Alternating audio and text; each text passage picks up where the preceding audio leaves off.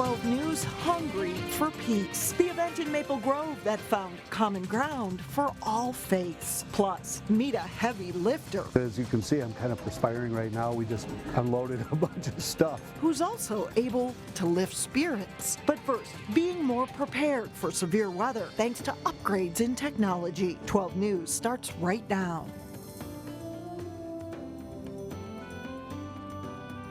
Thanks for joining us. It is Severe Weather Awareness Week, and officials want you to be prepared for the unexpected. Hennepin County meteorologists are using some high-tech devices to help them detect severe storms. Sonia Goins has more. Right now it's coming down. Minnesota weather can change in a blink of an eye. Last year, there were 39 reported tornado touchdowns in the state.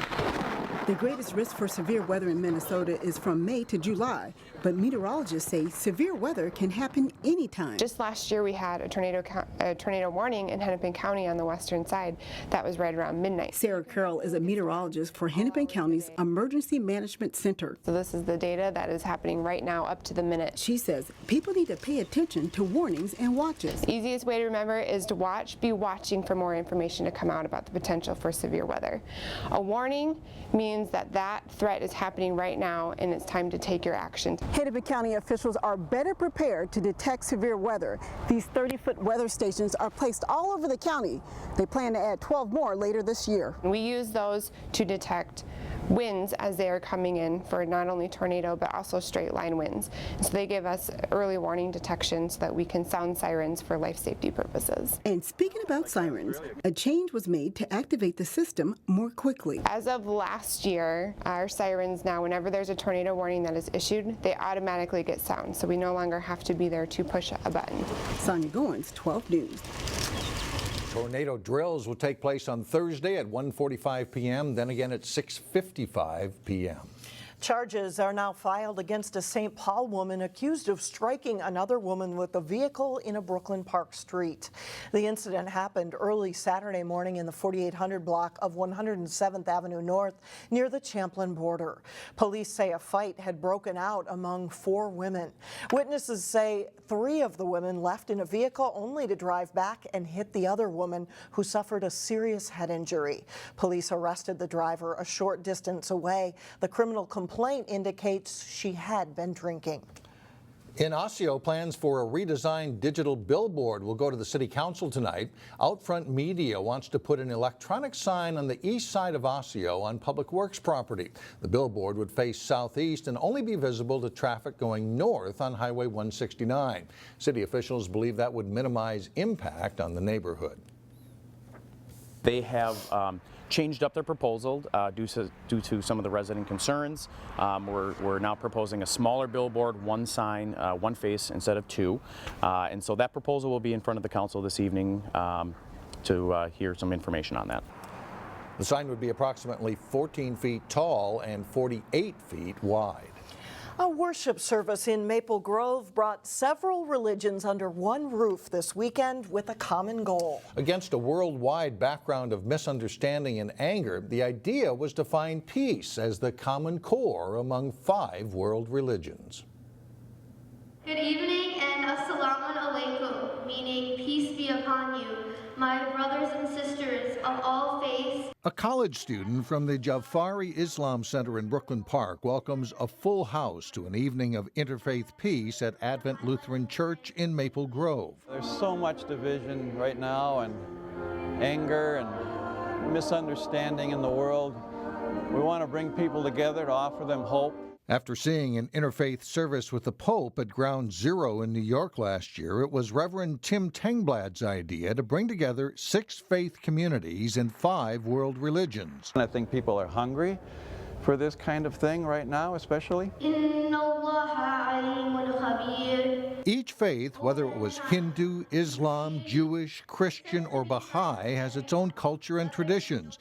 One by one, they offered scriptures and music with an emphasis on a common desire for peace and better understanding. Violence and terrorism has no place in Islam and is highly condemned by those of us Muslims that follow the true path of our beloved religion. Religious leaders say it's up to them to change hearts. We have to follow the peace all the time, wherever we go and whatever we do.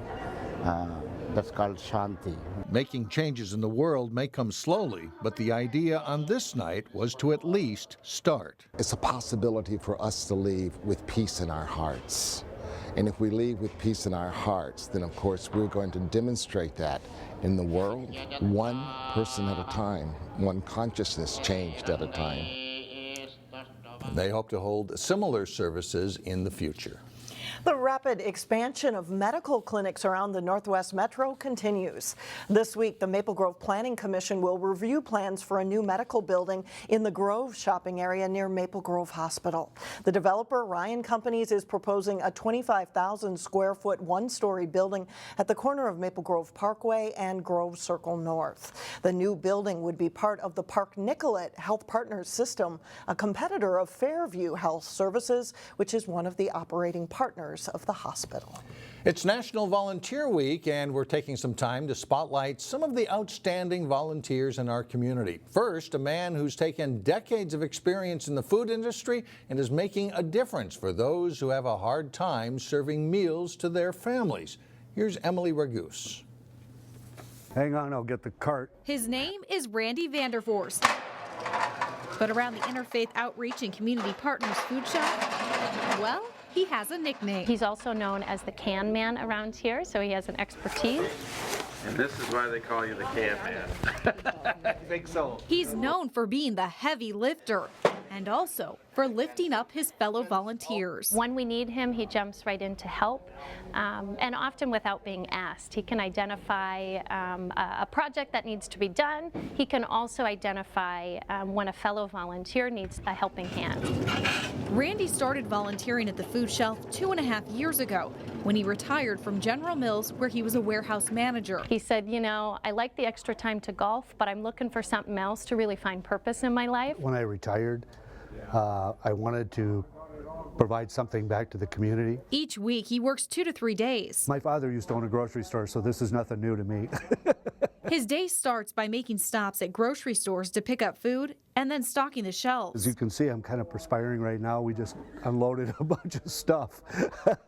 Jokes aside, Community Engagement Manager Liz Erstad Hicks says his dedication has proved invaluable for the 265 families who come each week for food. Randy is a hard worker. He's dedicated. If he says he's going to be here, he will be here and work till the end. What we love about Randy is he really helps bring the team together. When we have new volunteers, he really takes them under his wing. If you're retired, it gets you out of the house. You get to meet some new people. Every now and then, Liz brings donuts. While the donuts are a plus, the sweetest reward is helping others. Know that you're helping the community and the people within the community. In Plymouth, Emily Ragus, 12 News. Good for you, Randy. Well, coming up, a Golden Valley business brings new life to used electronics. And then a little bit later in sports, why the Maple Grove baseball team should be set for a big season. But first, after a chilly Tuesday, temperatures really warm up, approaching 70 later in the week.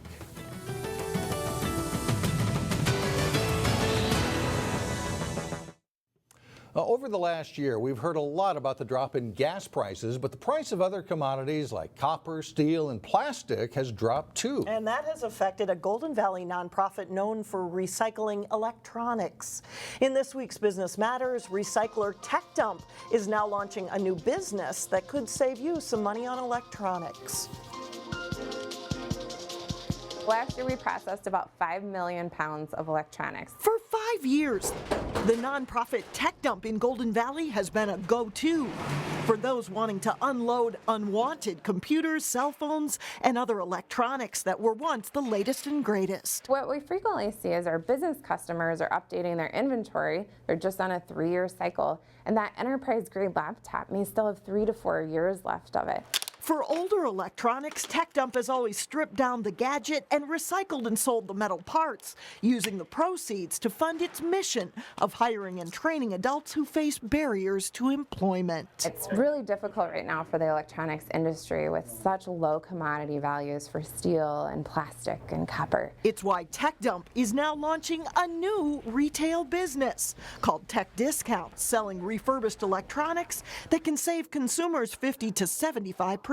So these have had the hard drives removed, wiped, updated, everything tested, and now they're green light, ready to go. Ready for sale. Ready for sale. Dell computers updated with Windows 7 start at $99. And there's flat panel monitors for $25 and flat screen TVs too.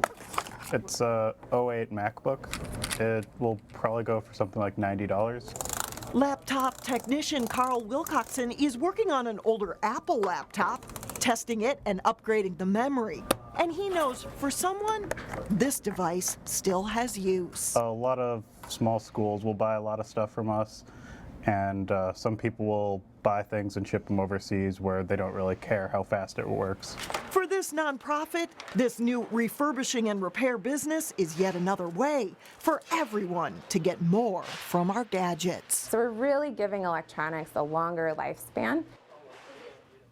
Tech Discounts is celebrating its grand opening in Golden Valley on April 23rd. Coming up, a Wayzata student crowned a national chess champion. But first, some of the area's top players compete in the Girls Basketball All-Star Series. John Jacobson is next with sports. It was a great weekend of basketball for 40 of Minnesota's best girls basketball players from this year's senior class.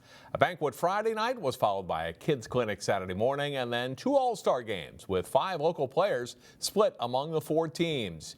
Kiara Russell of Osseo playing for the Stripes team in their game against the Stars team in the dark jerseys. It's Haley Hopner here of Winona on the break. She'll lay it in. Her team goes ahead 13-6. Later in the first half, Hopner, nice pass ahead to Hopkins. Ashley Bates, who scores. Stars are up double digits at halftime. Second half, and Russell dribbles, stops and hits the jumper from 16 feet, but her team still trails big. Sarah Holtz from Lyle Pacelli hits a 3, putting the Stars ahead 60-44. But the Stripes team will rally. Great behind the back pass after the steal here from Russell to Megan Hines of Dover Iota. That closes a 16-2 run. But the Stars team will hang on to win it. Bates, a nice offensive rebound and put back off the miss. And the Stars win it 76-67. In the second game at Carleton College, it's blue versus white. Nia Holly of Hopkins steps in for the steal. She'll take it the other way for a layup to put her team ahead 20-9. Mackenzie Barta of Maple Grove is on the blue team. She drains a quick stop and pop 3 on her way to pulling her team to within 10 points. Abby Scheid of Elk River with the pass here. Riley Geisfield of Martin County West. Blue team on a big run, goes ahead by 1. Second half, Elena Jarnett, also on the Blue All-Stars, scores on the jumper, and their team down by 3 points. And then she is a great passer. She'll set up Barta here for a 3-pointer to keep that team close, but the White All-Stars win it. Sydney Tracy from St. Michael Albertville scores here. White team beats the Blue All-Stars 91-77. As part of the All-Star Banquet Friday night in Northfield, the 2016 Miss Basketball was named. Nia Holly of Hopkins won the award. Kiara Russell of Osseo is also a finalist. Holly is headed to Michigan State University next year. As a senior at Hopkins, she averaged 17 points, 6.5 rebounds, and 4 assists per game. Nia was excited, and she says surprised to win Miss Basketball. It's quite an honor. I didn't see it coming at all, so I mean, if you were there, you would have saw my face, and I was absolutely astounded. My heart was beating through my chest, and so, you know, it's a really great thing to receive, and I really thank the committee for, you know, choosing me this year. Leslie Knight is the only other Hopkins player to win Miss Basketball. That was in 2004. The Maple Grove baseball team should be one of the area's best this spring. Here's Jay Wilcox with a preview of the Crimson. With the bulk of a team that tied for second in the Northwest Suburban Conference last spring back, it's safe to say Maple Grove's guys are excited about this season. Yeah, I mean, we got a lot of seniors on the team this year, and a lot of us actually got playing time last year. A lot of returning pitchers are back, and a lot of good defense. We got a good lineup hitting-wise, so we got all the pieces to make a good run this year. I'm really excited about it. We have a lot of seniors coming back, and almost our whole lineup seniors, so we got a lot of leadership there, and it should be a fun season. We should be winning a couple games here. So defensively, last year we set the school record for best fielding percentage, and a lot of those guys are back this season, so we're hoping to continue playing good defense, getting good pitching, and probably being a lot of low-scoring games this year. While being forced back inside a few weeks into practice isn't ideal, the Crimson did get some time together on the field on a spring trip to Florida. it was nice. We got the kinks out at least, because we're not able to, swing a bat outside for a while. So it was good to go down there, kind of get the preseason jitters out. I know everyone was a little nervous, so coming back, it made everything a little bit easier, at least to transition into the season. Maple Grove has a deep well of talent this spring. Fifth-year starter shortstop Isaac Collins, a Creighton signee, is one of the Metro's best players. 1-2 pitching punch of senior righty Brett Schultz, a South Dakota State recruit, and big junior lefty Bubba Horton, who is verbally committed to Minnesota, is tough to match. Outfielders Josh Wente and Lucas Burrington, catcher Drew Lewis, and third baseman Jaden Roll are other key returners. There's no doubt the goals are high for this team.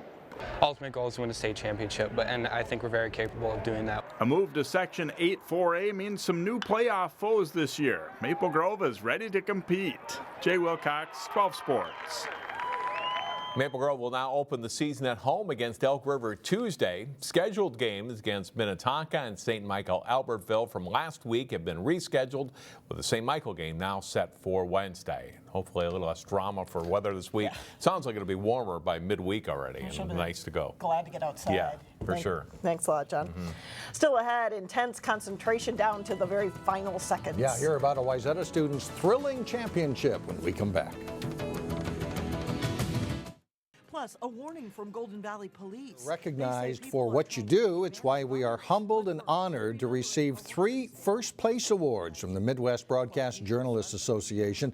We were presented 3 Eric Severide Awards over the weekend, one for Best Cable Newscast, one for Best Sports Play-by-Play, and another for Best Sports Program with our annual Hall of Fame special. So we thank them, and we thank you for watching. And finally, a Wayzata High School sophomore is now a national chess champion. Andrew Tang finished in a 6-way tie in the U.S. Chess Federation's K-12 championships last week in Atlanta. Tang was undefeated in the competition with 5 wins and 2 draws.